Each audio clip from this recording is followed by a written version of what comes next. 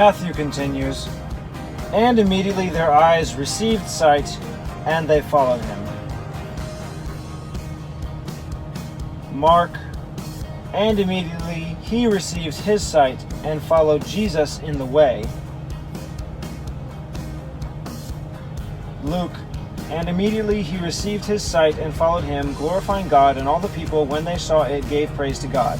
So the ending is longer in Luke, but the beginning is pretty much the same. And immediately he received his sight. And immediately he received his sight.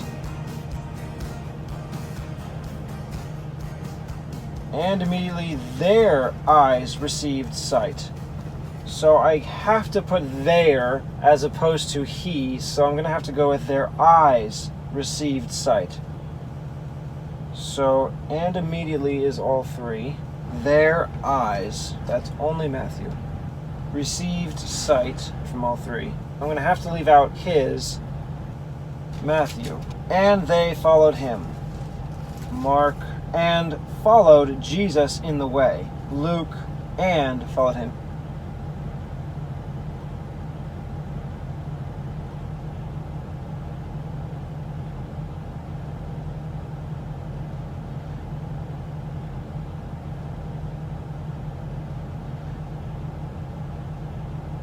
You know, I'm going to add one more statement from Luke, glorifying God, and then I will have a period because this is going to be a rather long sentence.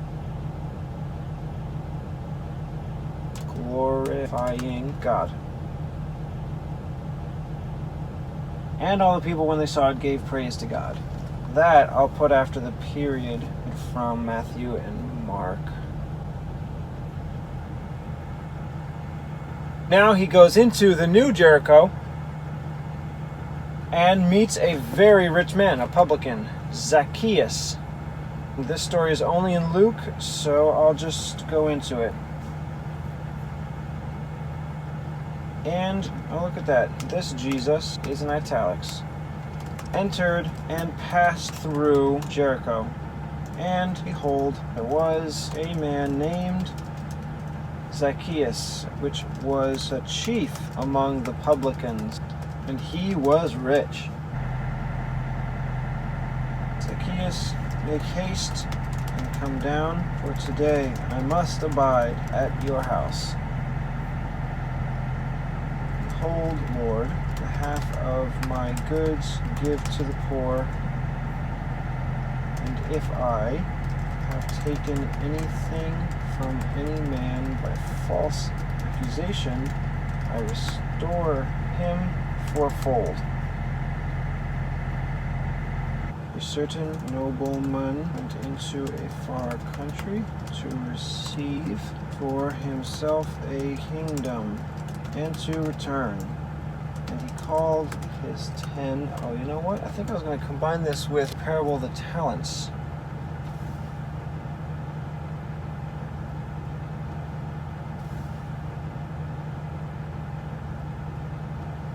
Matthew 25:14. For the kingdom of heaven is as a man traveling into a far country, who called his own servants and delivered to them his goods. A certain nobleman went into a far country to receive for himself a kingdom and to return.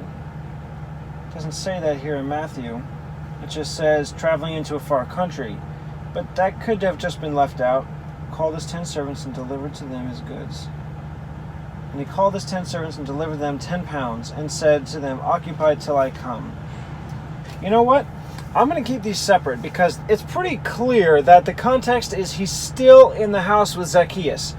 As they heard these things, he added and spoke a parable, because he was near to Jerusalem, and because they thought that the kingdom of God should immediately appear. Whereas in Matthew, this is after he gives the Olivet Discourse. It doesn't have any shift that's saying that he moved or that there was any difference in time, so it could have just been put here, but the parables themselves are different enough to think that they might have been two different parables, because here in Matthew, he gave to one servant 5 talents. To another one servant he gave 2. To another he only gave 1. Although in Luke it says he delivered to them 10 pounds. One said, Lord, here is your pound, which I have laid up in a napkin. Whereas the other one said, Lord, here is your talent, which I have buried.